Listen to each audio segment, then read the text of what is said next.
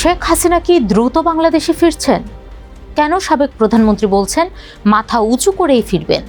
তাহলে কি রাজনীতির মাঠে পর্দার আড়ালে কিছু ঘটছে?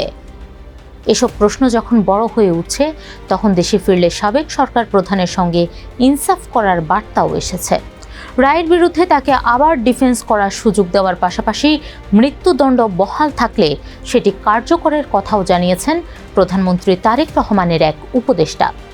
তবে কি সত্যিই ফিরছেন শেখ হাসিনা? ২৪ আগস্ট সরকার পতনের পর থেকেই ভারতে অবস্থান করছেন শেখ হাসিনা।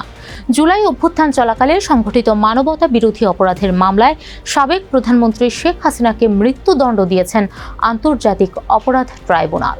৩টি পৃথক অপরাধে এই দণ্ড দেওয়া হয় তাকে। এছাড়া আরও ২টি অভিযোগ প্রমাণিত হওয়ায় আমৃত্যু কারাদণ্ড দেওয়া হয়েছে শেখ হাসিনাকে।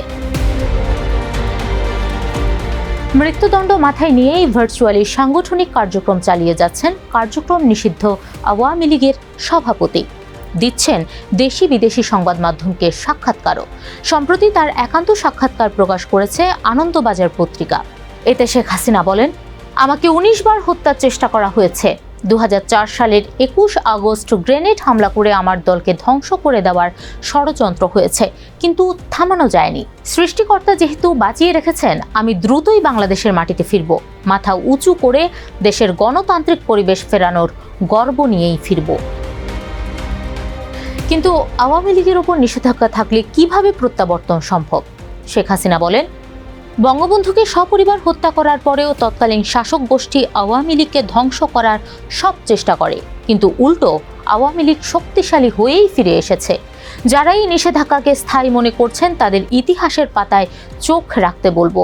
আমাদের কোটি কোটি সমর্থক এবং লাখো নেতাকর্মী দেশেই রয়েছেন, ফলে আমাদের ফিরে আসা অনিবার্য, শুধু কিছু সময়ের ব্যাপার। আরও সংগঠিত হয়ে শক্তিশালী হয়ে ফিরব। নীরবে তার প্রস্তুতি চলছে।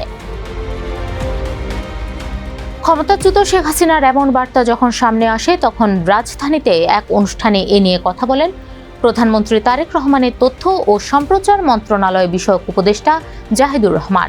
তিনি বলেন, শেখ হাসিনা যদি বাংলাদেশে ফেরত আসেন, তাকে কোনো এক্সট্রা জুডিশিয়াল কিছু করা হবে না।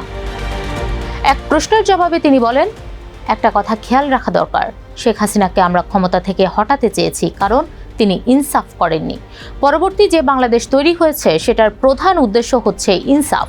শত্রুর প্রতিও ইনসাফ থাকবে, শেখ হাসিনার প্রতিও আমাদের ইনসাফ থাকবে। ইনসাফ কিভাবে করা হবে তারও ব্যাখ্যা দেন উপদেষ্টা জাহিদুর রহমান। বলেন, ওনার বিচার হয়েছে, ওনাকে ডিফেন্স করতে আবার দেওয়া হবে। তাতে তার মৃত্যুদণ্ডাদেশ থেকে যদি মুক্তি পান, টেকনিক্যালি বলছি, সেটা আমরা মানব। আর যদি না হয়, সেটা কার্যকর হবে। এটাই হচ্ছে ইনসাফ। কারণ মৃত্যুদণ্ড হওয়াও কিন্তু ইনসাফ, যে আমি আপনাকে প্রপার বিচারিক প্রক্রিয়ায় কাজটা করেছি। বিএনপি ক্ষমতায় আসার পর বাংলাদেশের সঙ্গে দ্বিপাক্ষিক সম্পর্কের নতুন ইনিংস শুরু করেছে মোদি সরকার। গত মাসে নয়াদিল্লিতে এসে পররাষ্ট্রমন্ত্রী খলিলুর রহমান, শেখ হাসিনা এবং সাবেক স্বরাষ্ট্রমন্ত্রী আসাদুজ্জামান খান কামালকে প্রত্যর্পণের দাবি ফের জানিয়েছেন। তবে শেখ হাসিনাকে ফেরত পাঠানো নিয়ে কিছু জানায়নি ভারত সরকার।